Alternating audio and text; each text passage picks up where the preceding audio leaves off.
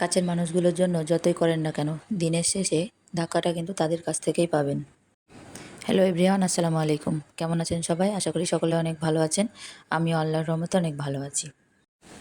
আজকে অন্য কোনো বিষয় নিয়ে আপনাদের সামনে কথা বলবো না।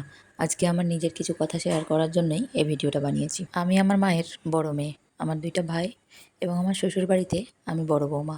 আমার 2টা ননদ আমার থেকে ছোট। প্রায় 13 বছর বিবাহিত জীবনে আমি অনেক সুখী। এই সুখ কিন্তু নিজে নিজেই ধরা দেয়নি। এই সুখের জন্যে আমাকেও অনেক পরিশ্রম করতে হয়েছে। অনেক ত্যাগ তিতিক্ষার পরে আমি এই সুখ অর্জন করেছি। আমি নিজে নিজে একাই কখনো সুখী হতে চাইনি। আমি সবসময় চেয়েছি আমার আপন মানুষগুলা যেন সুখে থাকে।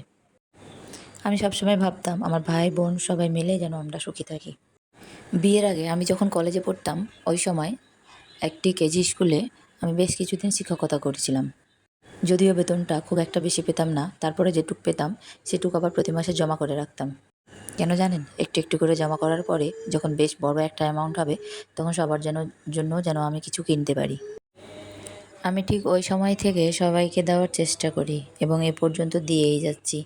জীবনের প্রথমবার এই সময় এসে আমি বুঝতে পারলাম আপন মানুষদের জন্যে হাজার করার পরেও দিনের শেষে কিন্তু বড় ধাক্কাটা তারাই দেয়। ইদানিং আমার শাশুড়ি এবং আমার আম্মা দুজনেই বলেন, আমি তো সবার জন্য ভাবি, কিন্তু আমার জন্য কেউ ভাবে না। তাই আমাকে ওনারা সবসময় পরামর্শ দেন, তুমি এবার নিজের জন্য বাঁচো। তোমার যেহেতু বাচ্চা কাচ্চা হয়েছে, তোমার সুখটা তোমাকেই খুঁজে নিতে হবে। তুমি সবসময় তো সবার জন্য করো, কিন্তু তোমার জন্য তো কেউ কিছু করে না। কথাগুলো শুনতে অবাক লাগলেও এটাই সত্যি।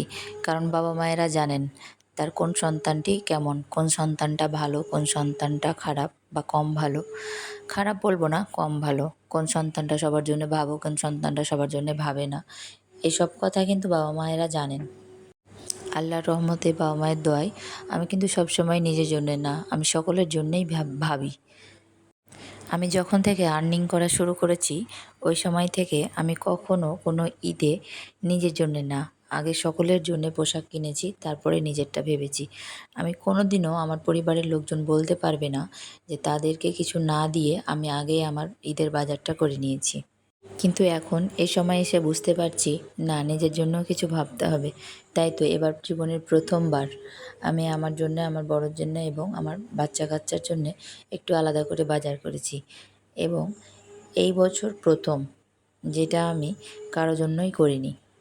যে যার মতো সকলেই ভালো আছে, যে যার মতো নিজেদের বাজার সবাই নিজেরাই করেছে।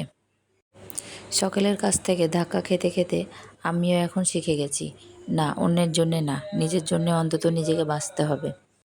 কোনো দিন ভাবিনি আপনজনদের কাছ থেকে হয়তো দূরে থাকবো বা নিজের জন্যেই ভাববো, কারো জন্যে ভাববো না।